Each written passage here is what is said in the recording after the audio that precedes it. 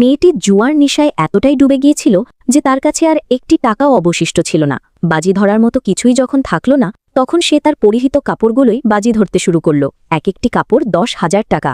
মেঝেতে পড়ে থাকা কাপড়গুলো তার একটানা হেরে যাওয়ার গল্প বলছিল। এখন তার হাত কাঁপছিল, কারণ শেষ বাজিটি জেতার জন্য তাকে তার শেষ সীমা অতিক্রম করতে হতো। ঠিক তখনই হঠাৎ দরজা জোর করে খুলে গেল এবং মেয়েটির বড় ভাই ভেতরে ঢুকে এলো। সে এগিয়ে গিয়ে রাগের মাথায় এক চড় মারল এবং চিৎকার করে বলল, হুশ কর, জলদি জামা কাপড় পর। কিন্তু বোনের চোখে তখন শুধু জুয়ার নেশা। সে বলল, ভাইয়া, এই বাজি পাকা, আমার হাতে 9-10 জ্যাকে স্ট্রেট আছে।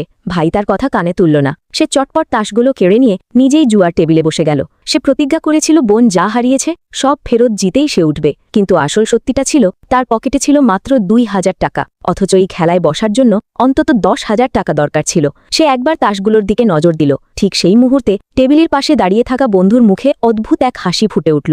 আসলে এই পুরো খেলাটা ছিল একটি পাতা ফাঁদ। বন্ধু আর ক্যাসিনোর ম্যানেজার মিলে বোনের 30 লক্ষ টাকার সার্জারির টাকা আত্মসাৎ করতে চেয়েছিল। ভাই তাসগুলো দেখে ভ্রু কুঁচকে নিল এবং তাসগুলো ছুড়ে দিয়ে বলল, ফালতু হাত, এতে কিছুই হবে না। বোন অবাক হয়ে গেল, কি, এটা তো 9-10 জ্যাকে স্ট্রেট, এর থেকে ভালো আর কি হবে? ভাই তাকে ধমক দিয়ে বলল, এতে কোনো দম নেই, শুধু একটা জ্যাক আছে, এটা দিয়ে কি জেতা যাবে? টেবিলে বসা সবাই হেসে ফেলল। বন্ধু তাসগুলো উল্টে দেখালো, 9-10 জ্যাকের চমৎকার স্ট্রেট। সে ভাইটিকে নিয়ে উপহাস করতে লাগল, ভালো বাজি ফেলে দিলি, মনে হয় খেলতে জানিস না। ভাইটিও অভিনয় করে ভ্যাবাচাক্কা খাওয়ার ভান করল, কিন্তু কেউ খেয়াল করল না তার ঠোঁটের কোণে ফুটে ওঠা সেই হালকা শীতল হাসি। সে ইচ্ছে করেই আনাড়ি সাজছিল। পরের রাউন্ড শুরু হলো। ম্যানেজার ভাবল, আগে একে কিছুটা জিততে দেওয়া যাক, যাতে সে পুরোপুরি জালে আটকে যায়। কিন্তু ভাইটি তাস না দেখেই 100 টাকা অন্ধবাজি ধরে দিল। যদিও বেস মাত্র 1 টাকার ছিল। সবাই অবাক। দ্বিতীয় রাউন্ডে সে 200 টাকা লাগিয়ে দিল। বন্ধুর কাছে ছোট জোড়া ছিল, সে ভয় পেয়ে খেলা থেকে বেরিয়ে গেল। ম্যানেজারের কাছে ভালো তাস ছিল, তবুও সে ইচ্ছে করে ছেড়ে দিল। শেষ পর্যন্ত বাজি ভাইয়ের নামেই রইল। বন্ধু মিথ্যে প্রশংসা শুরু করল, ভাইয়া, ভাগ্য তো খুব সাথ দিচ্ছে।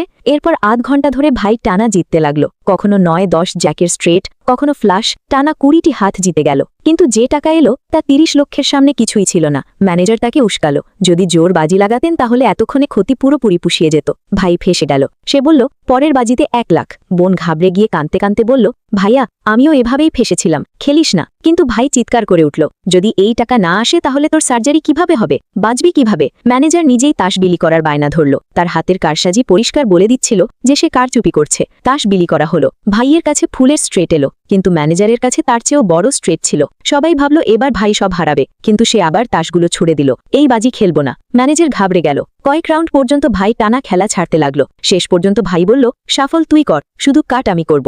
ম্যানেজার বাধ্য হলো। কাট করতেই ভাইয়ের সব পরিষ্কার হয়ে গেল। তাস বিলি হলো। সে না দেখেই 2টো তাস উল্টালো, দুটোই এক্কা। সে হেসে বলল, 2টো এক্কা, আমি পুরো বাজি খেলব। বাজি বাড়তে লাগলো।